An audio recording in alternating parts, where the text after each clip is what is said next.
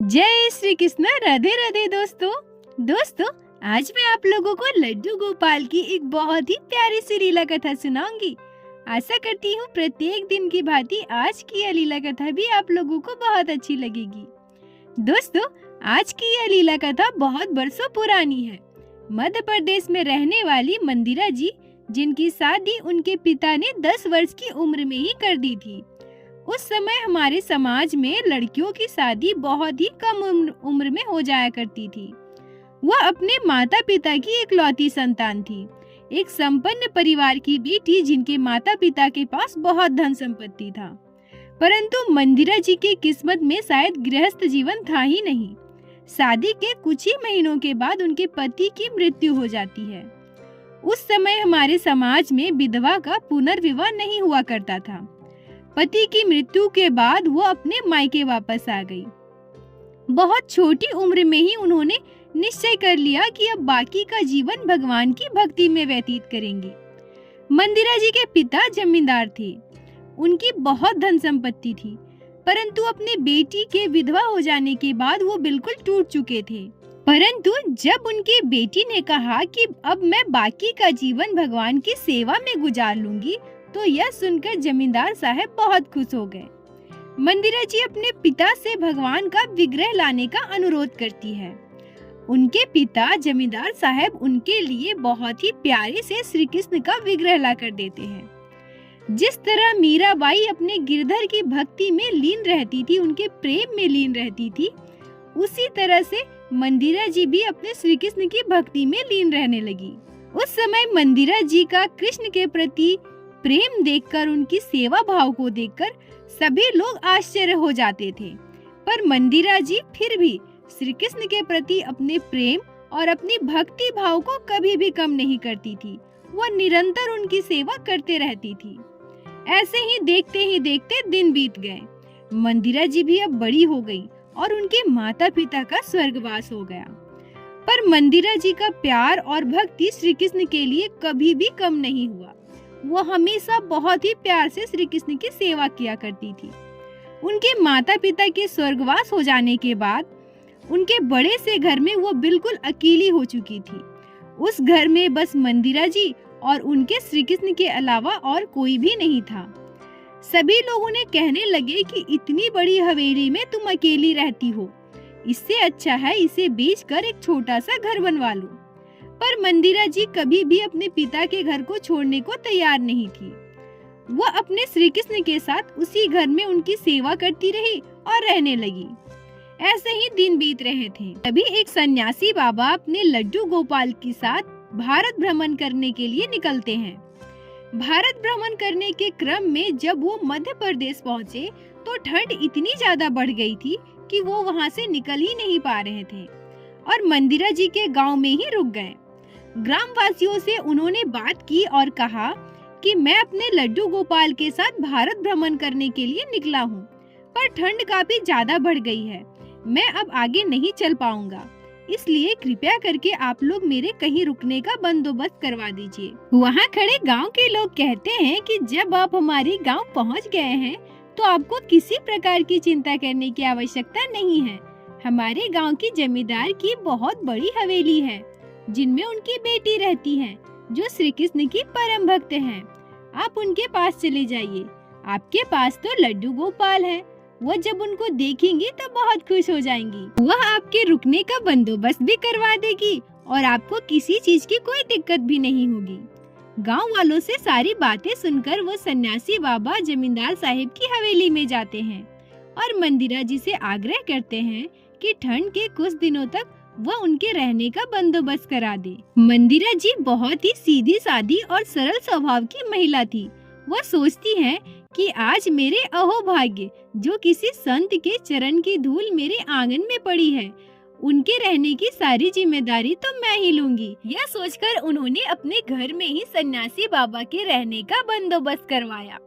मंदिरा जी सन्यासी बाबा से कहती हैं, बाबा मैंने आपके रहने का बंदोबस्त करवा दिया है, चलिए मैं आपको आपका कमरा दिखाती हूँ। यह कहकर मंदिरा जी सन्यासी बाबा को उनके कमरा दिखाने ले जाती हैं।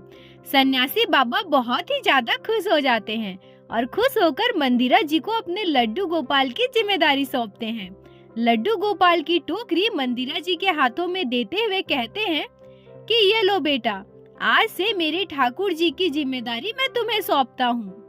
मंदिरा जी ठाकुर जी को पाकर बहुत खुश हो जाती है।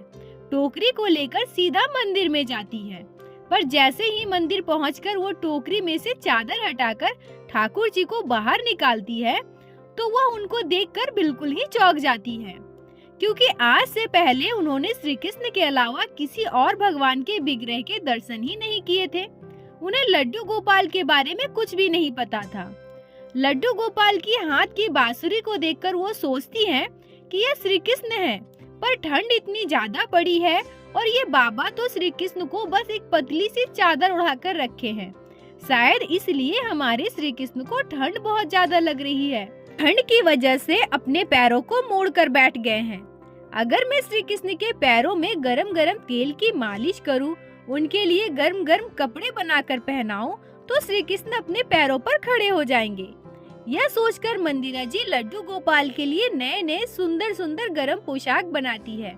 दिन में 4 पहर लड्डू गोपाल की पैरों में गर्म तेल की मालिश करने लगती है और मोटे मोटे गर्म कपड़े पहनाकर कंबल से ढक कर रखती है। जब कभी सन्यासी बाबा सुबह उठकर अपने लड्डू गोपाल के पास आते थे, यह सोचकर कि आज मैं अपने गोपाल की सेवा कर लेता हूँ, तब वो देखते हैं कि मंदिरा जी लड्डू गोपाल की सेवा करके उन्हें मोटे कंबल से ढककर बिठाए रखी हैं। मंदिरा जी सुबह सुबह जल्दी उठकर लड्डू गोपाल और अपने श्री कृष्ण की सेवा कर लिया करती थी। सन्यासी बाबा मंदिरा जी की सेवा भाव से संतुष्ट और निश्चिंत हो गए। वह अपने जाप में लग गए। इधर मंदिरा जी निरंतर लड्डू गोपाल की सेवा किए जा रही थी। लड्डू गोपाल को चारों पहर गर्म तेल की मालिश करती थी और गर्म कपड़े पहनाकर कंबल से ढक के रखने लगी। एक दिन मंदिरा जी लड्डू गोपाल से कहती हैं, मैं प्रतिदिन चारों पहर आपके पैरों में गर्म तेल की मालिश करती हूँ, आपको इतने सारे गर्म कपड़े पहनाए रखती हूँ, कंबल ढके रखती हूँ, फिर भी आपको इतना ठंड लग रहा है, जो अभी भी आप अपने पैरों को मोड़कर बैठे हैं, अभी भी आप अपने पैरों पर खड़े नहीं हो पा रहे हैं। इसका मतलब मेरा सारा मेहनत बेकार जा रहा है, आपको तो अभी भी ठंड लग रही है। मंदिरा जी के इतना कहते ही लड्डू गोपाल उनकी सेवा भाव से प्रसन्न होकर अपने पैरों पर खड़े हो जाते हैं और श्री कृष्ण का रूप धारण कर लेते हैं।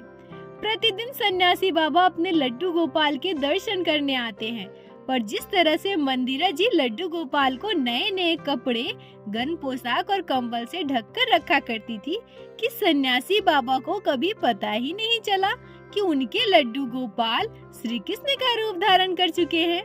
कुछ दिनों के बाद सन्यासी बाबा मंदिर आते हैं और मंदिरा जी से कहते हैं, अब ठंड थोड़ी कम हो गई है, मुझे मेरे ठाकुर जी वापस कर दो, अब मुझे फिर से भारत भ्रमण पर निकलना है।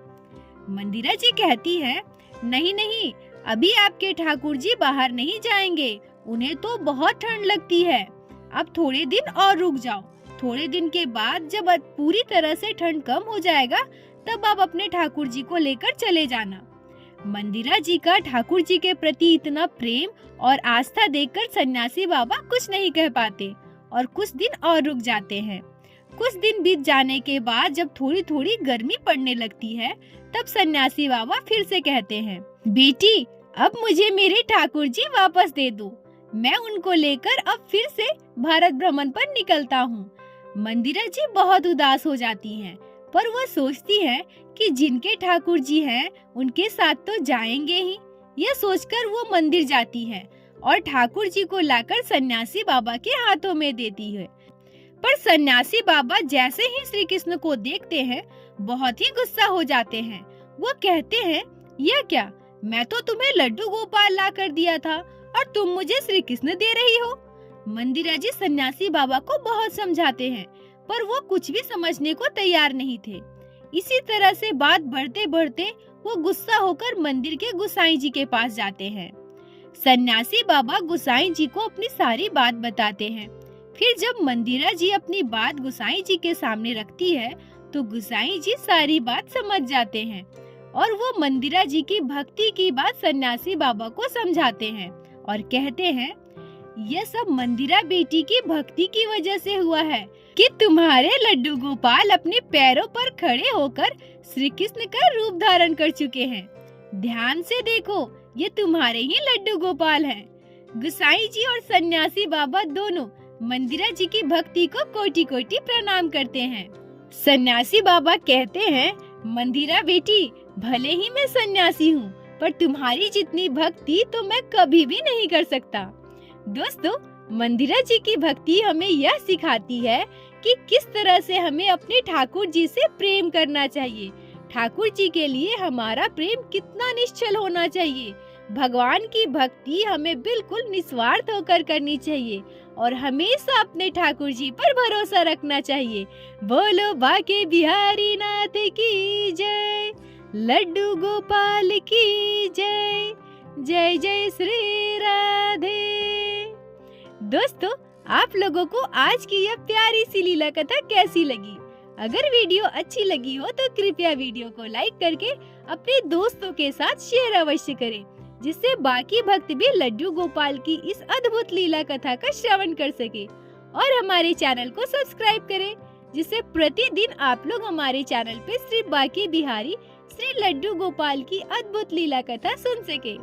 दोस्तों, अगर आपके जीवन में भी घटी हो कोई भी चमत्कारी घटना या लड्डू गोपाल ने कभी भी की हो कोई भी लीला जिसे आप हम सभी के साथ शेयर करना चाहते हैं, तो कृपया हमें इंस्टाग्राम पे मैसेज कीजिए। हम आपसे कांटेक्ट करेंगे और आपकी उस लीला कथा को हमारे चैनल में बाकी सारे भक्तों के साथ शेयर अवश्य करेंगे।